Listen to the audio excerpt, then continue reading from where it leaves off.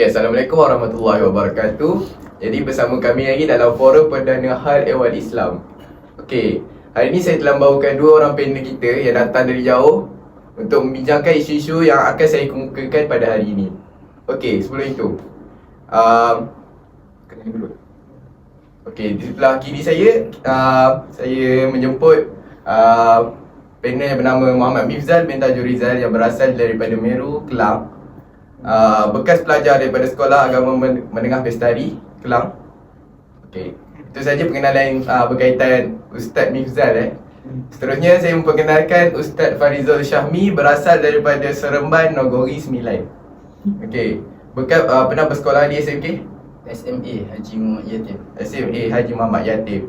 Jadi kami berkumpul pada hari ini untuk membincangkan isu-isu yang bakal saya kemukakan, iaitu penyelewengan akidah dalam kalangan umat Islam serta langkah-langkah pencegahan dan pengukuhannya yang melibatkan langkah-langkah pencegahan dan pengukuhannya. Okey, sebelum itu saya akan memberitahu apa maksud akidah ataupun lebih dikenali sebagai tauhid.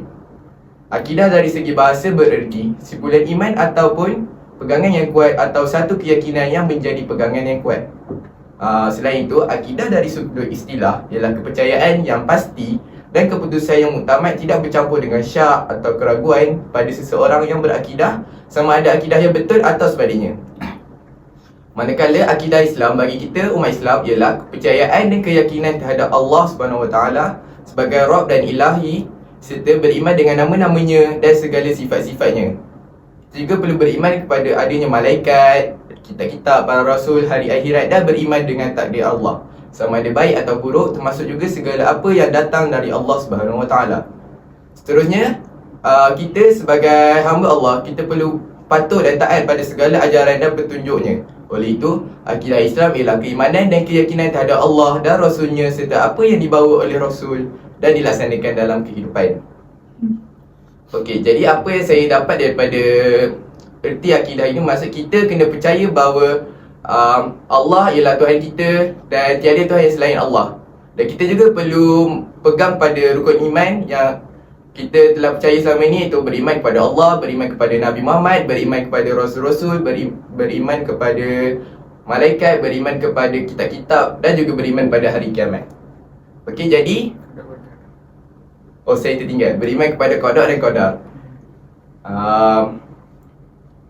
Jadi hari ini saya akan, sebelum itu saya akan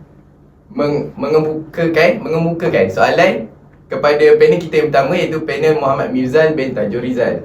Jadi soalan saya, apakah punca-punca berlakunya penyelewengan akidah dalam kalangan umat Islam? Silakan. Terima kasih kepada saudara moderator yang kacak lagi bergaya. Jadi hari ini saya akan, sebelum saya ceritakan tentang punca-punca mengapa penyelewengan akidah ini berlaku, saya akan cerita tentang satu ajaran sesat yang famous ataupun terkenal lah di Malaysia ni. Jadi yang saya akan ceritakan pada hari ini adalah berkaitan dengan ajaran Ayah Pin. Jadi saya rasa perkataan Ayah Pin ni rasanya semua orang tahu, tidak dapat dinafikan lagi bahawa ajaran ni sebenarnya agak lucu juga. Jadi saya akan perkenalkan sedikit mengenai Ayah Pin ni. Jadi Ayah Pin ni ataupun nama sebenar dia ialah Arifin bin Muhammad ni. Jadi dia adalah seorang pengamal ajaran sesat di Malaysia. Dia juga adalah pengasas kepada Kerajaan Langit dan disenaraikan dalam kumpulan agama sesat. Jadi Arifin bin Muhammad ni dilahirkan di Beris, Kelantan. Ayah Pin telah menyifatkan dirinya sebagai Tuhan kepada semua agama dan mendakwa telah menerima wahyu dari langit untuk mengembangkan ajarannya di muka bumi ini. Tapi dia ni hanya bersekolah hingga darjah 2 saja.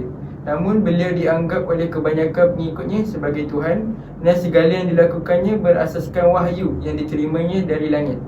Ayah Pin juga dilayan seperti raja di dalam fahaman kelompok dia itulah, dan segala kelengkapannya disediakan oleh orang-orang yang mengikutinya seperti di kayangan. Jadi nak kata kat sini, Ayah Pin ni hanya bersekolah sehingga darjah 2. dia punya pemikiran, dia punya akademik, pembelajaran pun hanya sampai darjah 2, tapi masih lagi ada orang yang percaya bahawa dia adalah Tuhan. Sangat tidak logik di situ. Jadi yang kedua adalah asal usul ajaran Ayah Pen ni. Jadi ajaran sesat ni berkampung di Kampung Batu 13, Hulu Besut, Terengganu. Ayah Pen menyifatkan dirinya sebagai Tuhan dan sebenarnya dia menyifatkan diri dia sebagai wakil Tuhan, tapi pengikut-pengikut dia menganggap dialah Tuhan. Begitulah. Jadi Ayah Pen ni telah pun difatwakan sesat oleh Mufti. Jadi ajaran Ayah Pen ni apa yang membuatkan dia terseleweng. Jadi dari aspek akidah adalah Ayah Pen ni mengaku sebagai Tuhan yang turun dari langit dan kerajaan langit adalah di bawah kekuasaannya. Yang pertama. Yang kedua, Ayah Pen mempunyai kuasa menyembuh segala penyakit dan sebutan dan boleh menakutkan binatang buas. Yang ketiga adalah Ayah Pen mendakwa Mekah, Kaabah dan air Zam-Zam adalah miliknya dan dibina selepas mendapat wahyu dari langit. Yang keempat, Ayah Pen mempunyai kuasa menjadikan manusia menjadi batu melalui sumpahannya. Yang kelima, menolak berlaku kemusnahan dunia ketika kiamat, di mana benda ini adalah salah, terlalu terpesong lah. Jadi yang ketujuh adalah seseorang Islam itu perlu menjadi kafir dahulu. Seterusnya adalah dari aspek syariah pula adalah menolak rukun Islam dan hukum syarak berkaitan dengan Tuhan. Kedua adalah menolak rukun-rukun Islam termasuk kewajipan sembahyang 5 waktu, puasa di bulan Ramadan, zakat dan ibadah haji. Menghalalkan makanan yang diharamkan oleh syarak dan mengada-adakan hukum syarak seperti nikah batin. Jadi perkara ini adalah jelas terang nyata lagi bersuluh bahawa perbuatan-perbuatan ataupun perkara yang telah dibawakan oleh ajaran Ayah Pen ni adalah amat sesat dan terseleweng daripada jalan yang benar. Kenapa penyelewengan akidah ini berlaku? Jadi kita dalam Malaysia ni kita ada ramai agamawan, agensi berkaitan agama, pakar rujuk agama, malah tokoh agama yang syuhur, yang terkemuka di Malaysia. Tapi kenapa masih ada lagi ajaran-ajaran sesat di Malaysia ni? Jadi antara faktor utama adalah disebabkan kejahilan. Kenapa saya boleh kata disebabkan kejahilan ni? Kejahilan ni maksudnya orang tu tidak tahu apa-apa tapi dia ingin beramal. Senang cerita adalah dia ingin memilih jalan singkat untuk ke syurga.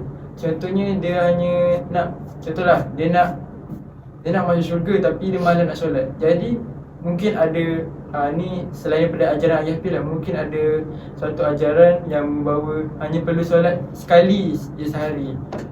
Solat sekali je sehari. Jadi mereka memilih ajaran tu sebab apa? Sebab lagi mudah, lagi senang kerja diorang. Tak payah solat 5 waktu sehari, cuma solat sehari sekali. Jadi faktor kedua kenapa berlakunya penyelewengan akidah adalah apa yang ada pada diri penyebar ajaran sesat ni hingga kata-kata dusta mereka ini disangka benar dalam kalangan pengikutnya. Dalam banyak kes, jika kita analisis semula karakter ketua ajaran sesat ni, mereka selalunya mempunyai keterampilan dalam berkata-kata dan memutarbalikkan ayat Al-Quran, hadis serta dalil-dalil agama lain. Biarpun secara logiknya kita boleh berfikir bahawa setiap kata-kata mereka ini sangat bersalah, sangat bercanggah daripada ajaran yang benar, namun cara penyampaian mereka yang dengan cara yang bersungguh-sungguh tu membuatkan orang lain boleh percaya dengan kata-kata mereka. Kedua, sesuatu ajaran ini perlu licik dalam menggunakan kata-kata termasuk gabungan ilmu akhir zaman yang semakin dekat di hati masyarakat kita pada hari ini. Cuba kita buat sedikit pola atau trend ciri utama kumpulan ajaran sesat. Pasti kita akan menyumpai ciri antaranya dijanjikan pengikut Imam Mahdi masuk ke dalam syurga dengan jaminan guru berkenaan terlepas daripada neraka. Jadi mereka percayalah dengan kata-kata ini tanpa membuat usaha periksa terlebih dahulu. Menggabungkan ilmu akhir zaman, antaranya gerakan panji hitam, tentera Al-Mahdi dan sebagainya, termasuk tawaran berbentuk material. Jadi mereka terima tawaran-tawaran yang begitu. Akhirnya pelengkap kepada ajaran sesat ini adalah golongan pengikut fanatik buta yang gagal meletakkan satu perspektif pemikiran yang rasional mengikut nas seperti dalil yang benar. Jika dilihat penyebar ajaran sesat ini semuanya akan meminta perkara sama daripada pengikut seperti sumbangan wang serta harta benda selain kebenaran batin atas nama kebenaran. Hawa nafsu sememangnya menjadi kuda tunggangan hampir semua ajaran sesat, manakala melampiaskan nafsu dalam kalangan pengikut kononnya sebagai ritual penyucian dosa dan sebagainya. Jadi saya bagi contoh ajaran yang dibuat berdasarkan hawa nafsu sendiri. Contohnya kita boleh tengok Syiah, di mana Syiah ni dia menghalalkan nikah mut'ah, nikah secara kontrak, di mana nikah ni dia membenarkan seseorang itu berkahwin hanya atas kerelaan kepuasan nafsu sendiri. Jadi mereka menggunakan agama, menyelewengkan agama hanya untuk memuaskan nafsu sendiri. Jadi ini adalah sangat bercanggah dengan apa yang telah kita belajar dan apa yang telah dibawakan melalui Al-Quran dan As-Sunnah. Okay, terima kasih kepada Muhammad Mifzal atas penerangan berkaitan dengan penyelenggaraan akidah. Jadi apa yang saya dapat daripada isi-isi adalah Mifzal kemukakan, ia berkaitan dengan kejahilan. Jadi apa punca kejahilan ni berlaku? Antara faktornya adalah ibu bapa. Ibu bapa ni memainkan peranan penting untuk mengelakkan daripada anak-anak mereka terjerumus dalam aktiviti atau akidah yang sesat ni. Pada zaman sekarang, kebanyakan ibu bapa sibuk dengan kerja hingga menyebabkan anak-anak mereka lalai, anak-anak mereka terbiar. Hal itu menyebabkan anak-anak mereka mudah terpengaruh dengan media sosial, mudah terpengaruh dengan perkara-perkara yang tidak berfaedah. Oleh disebabkan itu, kebanyakan anak muda sekarang mudah untuk menyertai perkara-perkara yang aktiviti-aktiviti akidah yang sesat ni. Contohnya seperti yang Mifzal telah katakan, ayah pin. Jadi itu apa yang saya dapat daripada isi-isi yang telah Mifzal kemukakan sebentar tadi.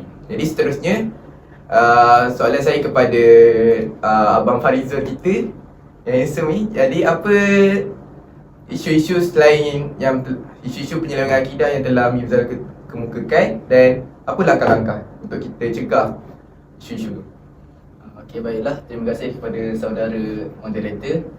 Berkenaan dengan soalan yang diajukan, isu yang boleh saya petik ialah isu ajaran Syiah, yang mana jelas terbukti penyelewengannya kerana beberapa dakwaan. Antara dakwaannya ialah mereka mendakwa bahawa Nabi Muhammad itu ialah Allah ataupun Tuhan, dan Tuhan ataupun Allah itu ialah Nabi Muhammad itu sendiri. Sedangkan apa yang kita pelajari dalam ajaran Islam yang sebenar, Tuhan sekalian alam ialah Allah dan Nabi Muhammad itu hanyalah pesuruh Allah. Dan di situ kita dapat sudah terang lagi bersuluh bahawa ajaran ini telah menyimpang daripada ajaran Islam yang sebenar. Bukan setakat itu, ajaran Islam ini juga telah menyelewengkan tafsiran Al-Quran, iaitu pada surah Taha yang menceritakan tentang larangan kepada Nabi Adam dan Siti Hawa berkenaan dengan buah khuldi. Mereka mendakwa bahawa buah khuldi itulah yang menjadi punca wujudnya buah zakar lelaki dan buah dada. Dan apabila ditanya tentang ajaran ini, mereka sebenarnya nama Syiah ini diambil daripada satu produk air yang bernama Syiah, yang mana dijual oleh seorang pemilik, iaitu bernama Suhaini Muhammad. Jadi motif sebenarnya ajaran ini disebarkan hanya untuk melariskan jualan mereka, sehingga membuat saya tertanya-tanya sebesar apakah keuntungan itu sehingga sanggup mereka mempermainkan akidah umat Islam. Apalah sangat nikmat keuntungan itu jika nak dibandingkan dengan nikmat keimanan kepada Allah dan Rasulullah SAW. Wasallam. Okey, itu saja daripada saya.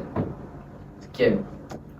Okey, terima kasih kepada Abang Farizul kita setelah berikan isu-isu yang berkaitan dengan apa ni?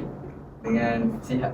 Sihat. Okey. Seperti yang dia cakap, jalan sihat ni dia telah menukar ayat Al-Quran. Betul? Betul dia cakap.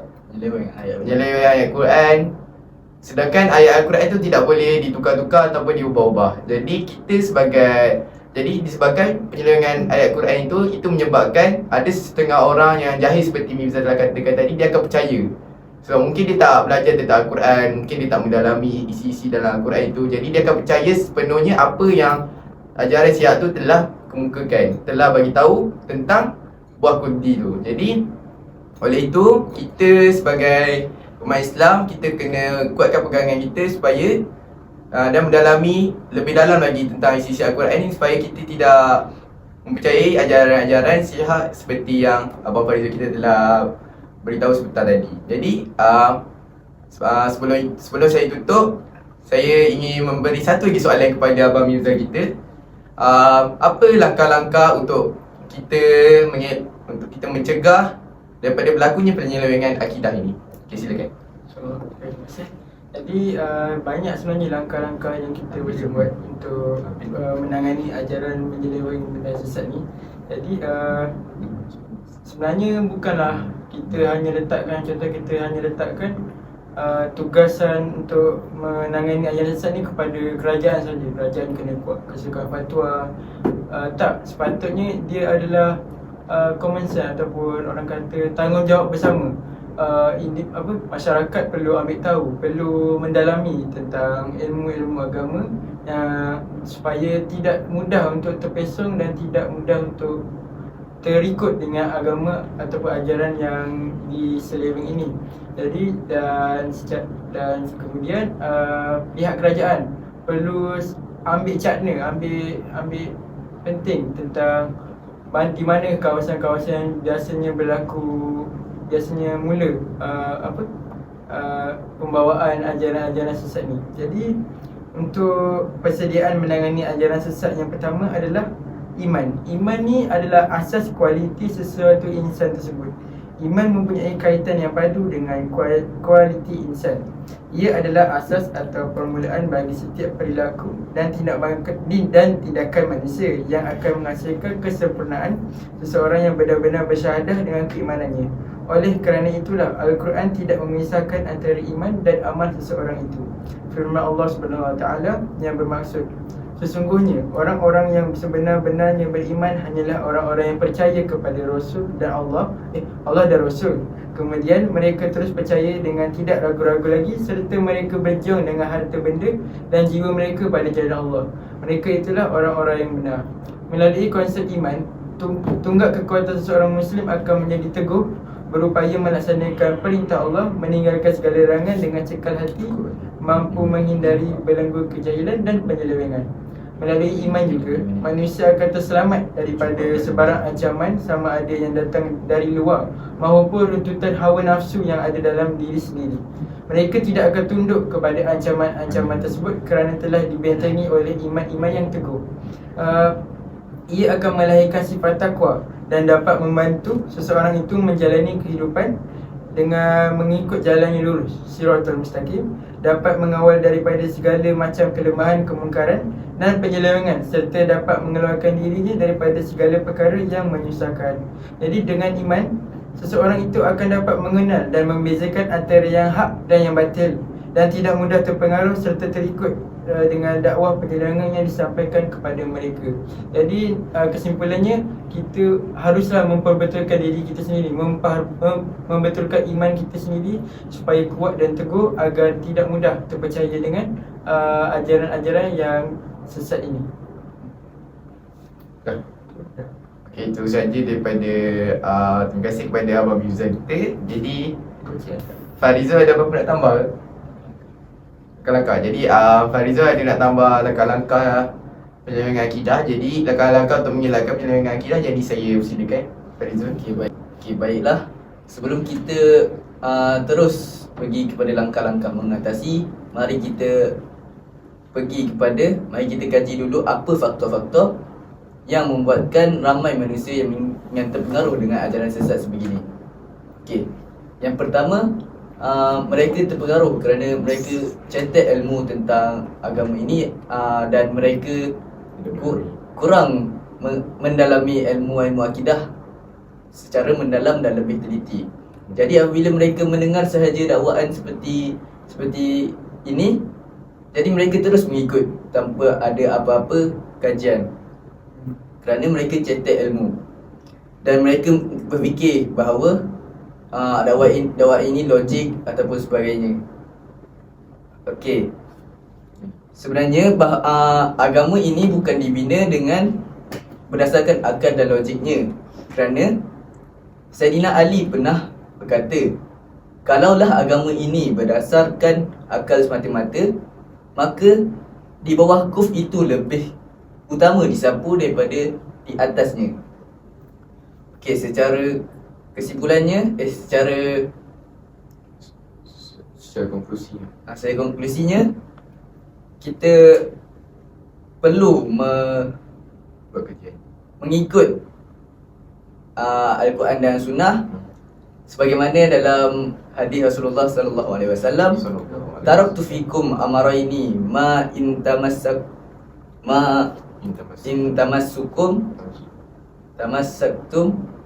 bihima lan tadillu abadan kitaballah wa sunnata rasuli, iaitu bermaksud ketinggalkan untukmu dua perkara yang mana kalian tidak akan tersesat selama berpegang teguh kepada keduanya, iaitu Al-Quran dan As-Sunnah.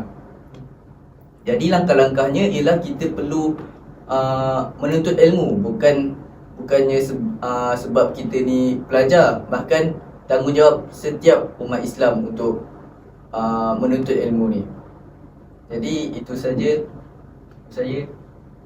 Okay, terima kasih kepada Abang Farizul kita. Jadi banyak isi-isi yang telah Abang Mifzal dan Abang Farizul kita telah kemukakan sebentar tadi.